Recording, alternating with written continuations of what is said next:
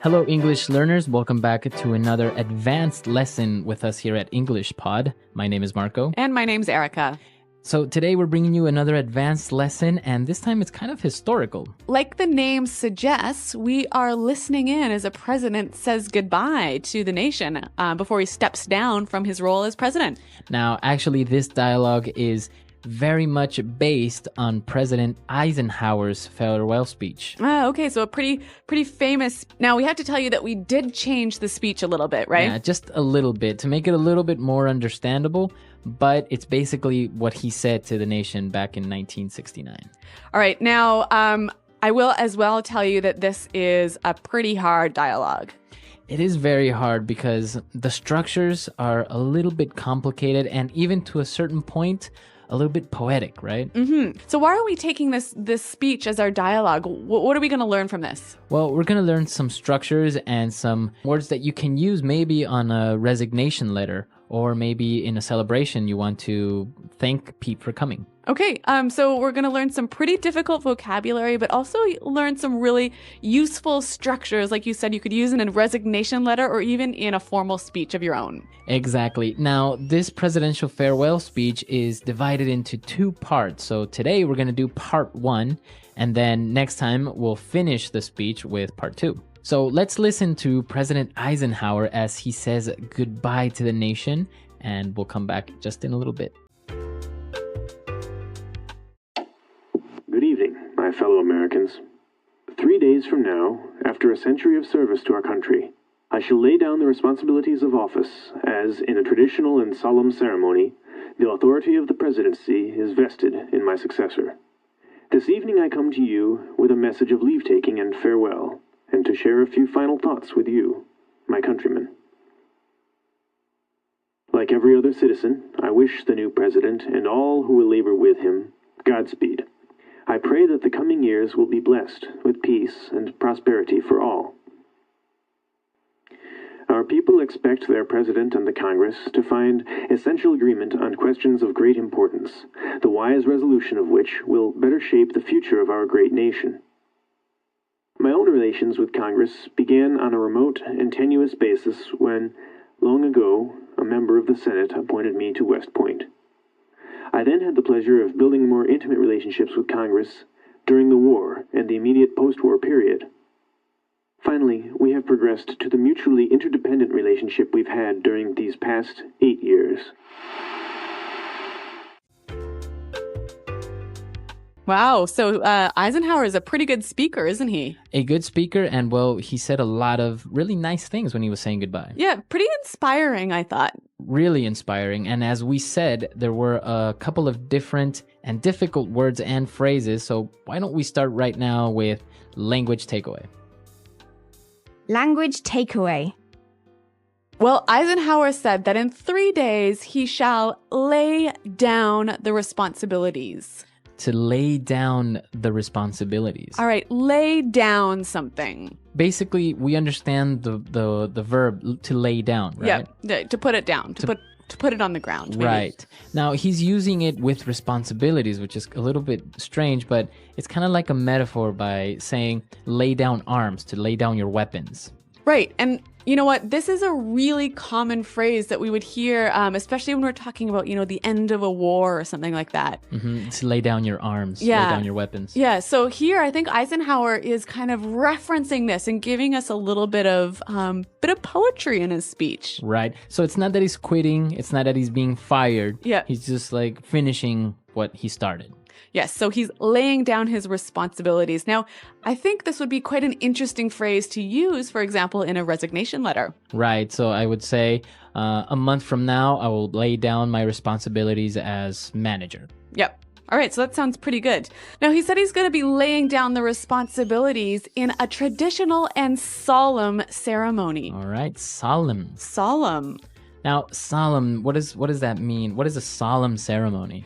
Well, a solemn ceremony would be a serious, respectful, and a little bit sad ceremony. Okay, so it's a serious matter. It's and it's very respectful, right? Yeah. So you might say, for example, on the 11th of November, when you're remembering the war, you might say something like, this is a very solemn day. Very good. Hmm. Okay. And the authority of the presidency is vested in my successor. Okay, so interesting verb. No, wait. So interesting word, vested. Vested. The authority vested in my successor. Very good.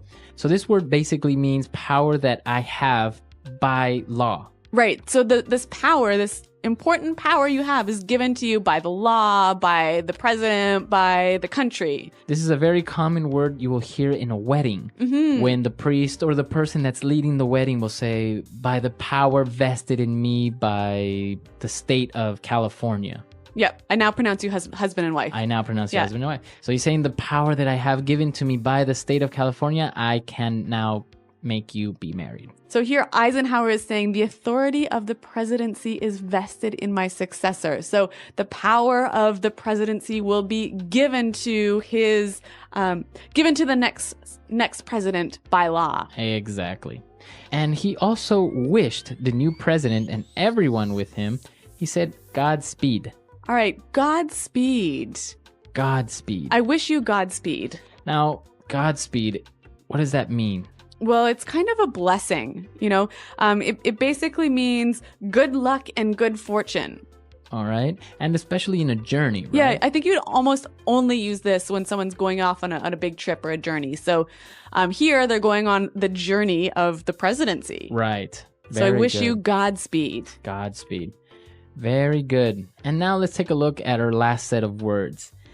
When he was talking about Congress, he said that his relation with Congress began on a remote and tenuous basis.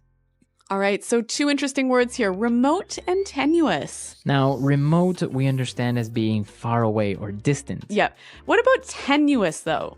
But tenuous is kind of unimportant or not really relevant. All right, so actually this is a pretty high quality, useful and smart sounding word. So I think we should hear a few more examples of how it's used. Example 1. How can you say the Earth is actually getting cooler? That is a pretty tenuous argument. Example 2. John believes that Elvis Presley is still alive. He's got a tenuous hold on reality. Example 3. You're making yourself seem more important than you are. The connection between our company's success and your performance is tenuous at best. All right, so as we said, these are some pretty difficult words that we found in the dialogue. But now I want to go and look at some really interesting formal structures that Eisenhower used here. So let's look at those now in Fluency Builder. Fluency Builder. All right, on Fluency Builder today, we have 3 phrases. And well, starting with the first one, I think it's one of the most interesting ones. He said, 3 days from now, after half a century of service of our country, I shall lay down the responsibilities of office. All right, so what's interesting about this? If you take a look at the structure, he's saying 3 days from now, which is Future. future. And then he makes a reference to the past after a half century of service. Okay, so we got future, past. And then again, future. I shall lay down the responsibilities. All right, so this actually is quite a good structure if you're giving a farewell speech, or even I could imagine using this at a wedding. Right. How would you use it in a wedding? Well, I might say 12 hours for now, after a long and beautiful relationship, this couple shall marry. Very good. So you're making reference to the future and then a past event or something that's been going on for a while. And then future again. Why don't we do one more example? So, for example, in a resignation letter, I can say 1 month from now, after 30 years of hard work and dedication to this company, I shall lay down my responsibilities as product manager. All right, interesting. So we can use it, and it sounds good. It sounds very professional and very poetic. very poetic. Yeah. It sounds nice. Yeah. All right. So that's one interesting structure. Now, why don't we go on to this next kind of very formal and helpful in a very formal speech? Well, President Eisenhower said, "This evening I come to you with a message of leave-taking and farewell." So this evening I come to you with a message of leave-taking and farewell. So it's a very nice way of saying, I'm talking to you today because I am saying goodbye. Yes. So what I really like about this phrase is the beginning part. This evening, I come to you with a message of. So again, let's suppose we're at a wedding. Uh-huh. If I'm offering a toast or I'm the best man, I could say, this evening I come to you with a message of love and trust and respect. All right. Or maybe if you're the leader of a company, you might say something like, this afternoon, I come to you with a message of hope for the future. Very good. And now the part when he says leave taking and farewell, it's basically saying taking leave or taking like a vacation, right? Yeah. And farewell. Goodbye. Goodbye. And what about our last phrase? This is actually a bit of a long one, so I'm going to read it now. Our people expect their president and the Congress to find essential agreement on questions of great importance, the wise resolution of which will better shape the future of our great nation. Okay, great. Now let's take a look at the first part. Basically, he's saying the people expect the president and the Congress to give them answers, right? Or, yeah, to agree on important issues. But in the part when he says the wise resolution of which will better shape the future of our great nation. Yeah, and this is the part I want to focus on, the wise resolution of which. Now, this is a really wonderful sort of formal structure. So we can see what he's doing here. He's talking about the first idea, right? So the president and the Congress need to find agreement on important issues, right? Now, the wise resolution of which, so he's referring back to that idea. So the wise resolution of what? Of the essential agreement on questions of great importance. Right. So really useful structure. Why don't we hear a few more examples of this? Example 1. We now face a great challenge, the overcoming of which lead us all to untold riches and success. Example 2. We as a company now face our most difficult months to date, the outcome of which will determine our company's future. Example 3. The ambitious plan to reduce poverty, the start of which was launched last Tuesday in New York, will require a huge investment of taxpayers' dollars. All right, so as you can hear from the examples, we have the main idea, and then he passes on, but then kind of refers back to it again. Yeah, and this sounds quite formal, but also quite literary and intelligent, doesn't it? Yeah, it makes you sound well-spoken. Very good. This was quite a difficult dialogue with some really interesting and tricky structures and words. So why don't we hear it one more time all together? Good evening, my fellow Americans. 3 days from now, after a century of service to our country, I shall lay down the responsibilities of office as, in a traditional and solemn ceremony, the authority of the presidency is vested in my successor. This evening I come to you with a message of leave-taking and farewell, and to share a few final thoughts with you, my countrymen.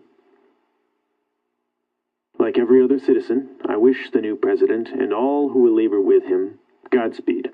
I pray that the coming years will be blessed with peace and prosperity for all. Our people expect their president and the Congress to find essential agreement on questions of great importance, the wise resolution of which will better shape the future of our great nation. My own relations with Congress began on a remote and tenuous basis when, long ago, a member of the Senate appointed me to West Point. I then had the pleasure of building more intimate relationships with Congress during the war and the immediate post-war period. Finally, we have progressed to the mutually interdependent relationship we've had during these past 8 years. All right, we're back, and here with us in the studio we have Pete, the actor in the dialogue of President Eisenhower's presidential farewell speech. He's a pretty convincing actor at that. Not quite. So Pete is going to give us a little bit of insight about President Eisenhower. All right, so what can you tell us about President Eisenhower? Well, he started off as a general. He was an accomplished officer all through the early 20th century, and then he was the supreme commander of the Allied Expeditionary Force in World War II. And so now he's most famous for D-Day. He was leading it? Or he was on the battlefield? No, what was he was the organizer. He was. Oh, he's kind of like the brains behind the operation. Yeah, and I don't know if you even want to leave this in, but there's a really cool document that he wrote right before the invasion, and it said he basically knew that this was going to go one of two ways, and he wrote down a script to read in case it failed, and he basically said, I'm sorry to inform you that the invasion did not go as planned, and this has set back our war effort. And when the invasion went well, he threw that in the trash, and then one of his aides found that and was like, wow, this is a historical document, and they kept the... Oh, really? Yeah. So they have the copy. Alternate history. All right, so he was an accomplished general, an amazing warrior, but what about his presidency?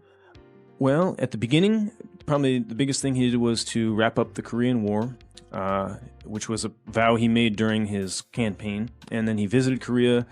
Obviously, the war is still technically on, but they did arrange a ceasefire. Eisenhower built up the interstate highway system, which is one of the big reasons that America was able to become economically successful in the 20th century. He did it basically so that in case of a war, we'd have an easy way of shipping our soldiers and nukes across the country. But it worked well anyways. Yeah, it's one of these things that pays a side benefit. At least he had to sell it to the country that way. It's very likely that he didn't intend ever to use it that way. But you have to have it's like the war on terror. You got to sell these things. Well, and I guess it's had a huge impact, not only on the economy of the states, but also like the culture and the way that people view the car and its effect on society. Definitely. So pretty influential guy, this Eisenhower. Yeah, and a very historical lesson. It's just a little bit of a culture and maybe some insight on American history. It's not like we're politically active or anything, but yeah, it was some interesting information there, and also, well, he was considered to be a pretty good president. Yeah, he's rated, I wouldn't say among the top 5 or so, but quite accomplished. Well, maybe not the greatest president we've ever seen, but he wrote a pretty good farewell speech, so I think we have that to thank him for. All right, guys, so if you have any other questions or comments, and you can leave them there for Erica or I. Okay, so thanks, guys, and until next time, goodbye. Bye.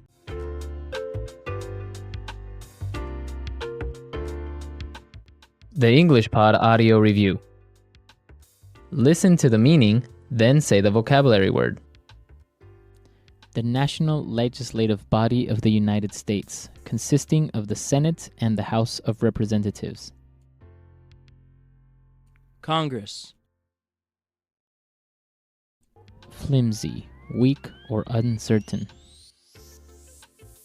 Tenuous. A hill in Washington, D.C., where the Capitol building sits and Congress meets. Capitol Hill. Serious, formal. Solemn. To present as a gift or an honor, confer. Bestow. To give someone the legal right or power to do something. Vest. Difficult to accomplish, strenuous. Arduous. An economic state of growth with rising profits and full employment. Prosperity. A formal statement of agreement. Resolution. Used to wish success to someone who is going away. Godspeed. Let's try that faster. To give someone the legal right or power to do something. Vest.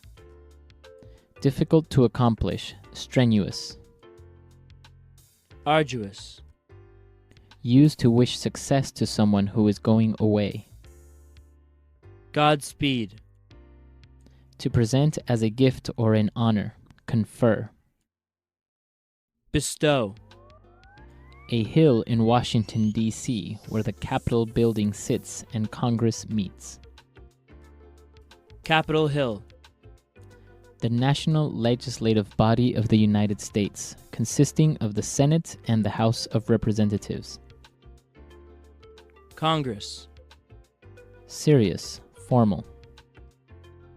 Solemn.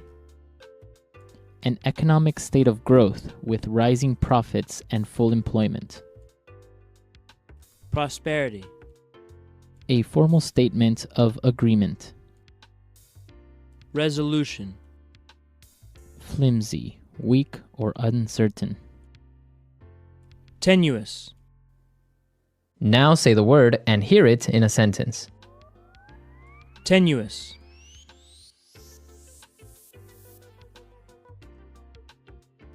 How can you say that the Earth is actually getting cooler? That is a pretty tenuous argument. Tenuous.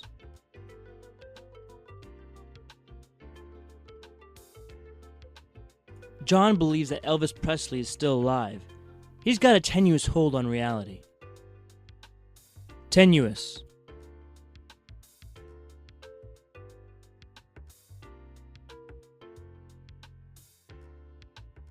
You're making yourself seem more important than you are. The connection between our company's success and your performance is tenuous at best. Vest.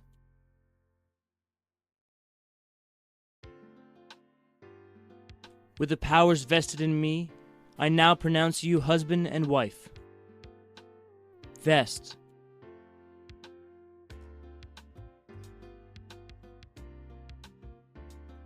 I present you with the key to our city by the powers vested in me as mayor of this great city.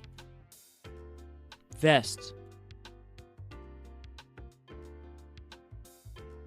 The power to declare war is vested in the Congress. Solemn.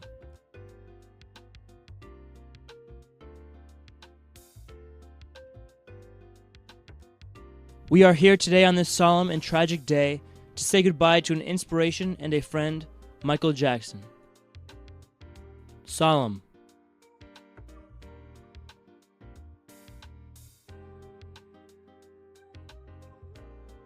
Yom Kippur is a traditionally solemn Jewish holiday that focuses on self-reflection and self-improvement.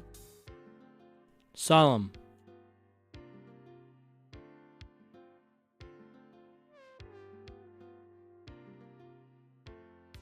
Every year, September 11th is a very solemn occasion as Americans remember the victims of the World Trade Center attack. Resolution.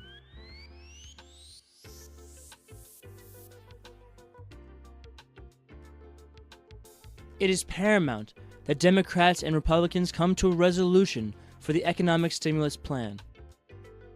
Resolution.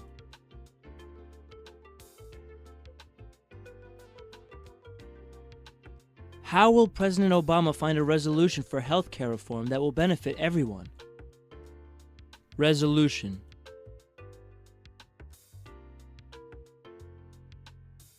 I've made a resolution to stop smoking and lose 20 pounds this year. Godspeed.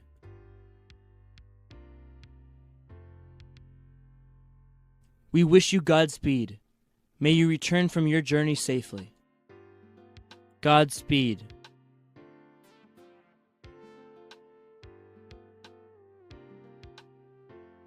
Godspeed. When you are fighting for our country, know that your family is proud of you. Godspeed.